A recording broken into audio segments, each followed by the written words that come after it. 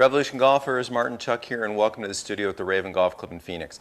Well, you can see I've got two really important people in my life right here. I've got Jackson Chuck and my coaching mentor, George Knutson. And this is Father's Day week, or Father's Day 2 weeks here at Revolution Golf. And this is a meaningful tip. George, when I was a young man, taught me how to control the golf ball in Sidehill Lies. So let me take you outside and show you how to do that with a little Martin Chuck twist. Let's get started. Revolution Golfers, so here I am in a situation that you face all the time. Let me show you how I was taught by George Knutson to deal with it, and I'll throw in a couple of little twists that I normally do. So this is a situation where the ball's below my feet. If I set up to the golf ball and aim parallel to where the target line is, let me show you the situation that happens. I've got my fancy little aiming device here, that magnet that just clicks on the face. And so if I stand in here, it's pretty easy to see. If I try to set up absolutely parallel to my target line, that extension highlighted by that orange ball is pointing well to the left. So if you set up and make a normal swing aiming at your target line, what's going to happen? Well, the ball is going to start to the left and it's going to curve further to the left. Let me explain. So I've got my big golf ball here that we use at the academy.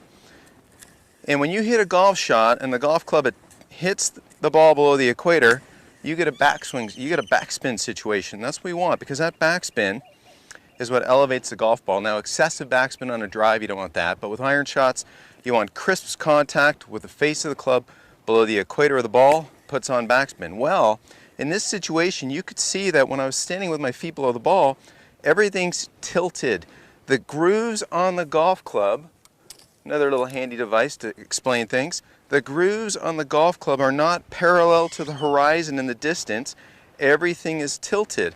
When things are tilted, the club's going to come in contact with the ball, and the ball's going to have its backspin, but that backspin is in a tilted situation.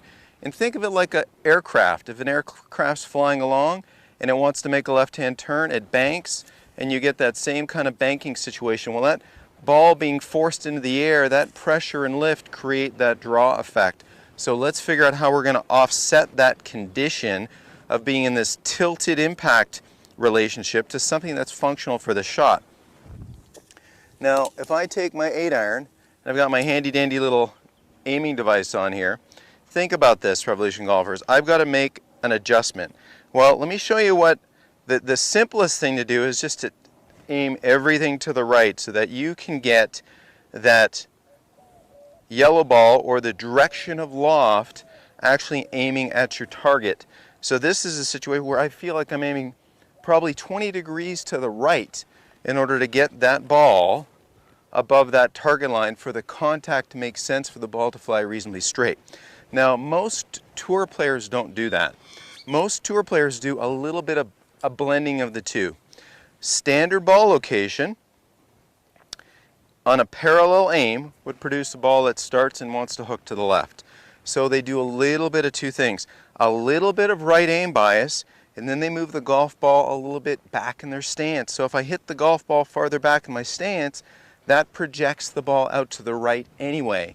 So the two little things creeping together, and this is what Mr. Knutson taught us little kids, was to set up, aim the face, play the ball fractionally back in our stance, which helps start it more to the right in this situation. And then from there, add a subtle bit of rightward aim, and you're ready to go to hit shots that have a lovely start line to the pin. I don't think I can do much better than that. So that had a really nice start line. So simple combination. The ball moves back a fraction and a fraction of rightward aim, and you'll have those shots when the ball's above your feet starting on line when you want to. Now you're going to say, well, Martin, what happens when the ball's below your feet? So let's look at this a different way. When the ball's below your feet, the golf club behaves differently. If I was hitting a shot back toward the camera, think of it this way.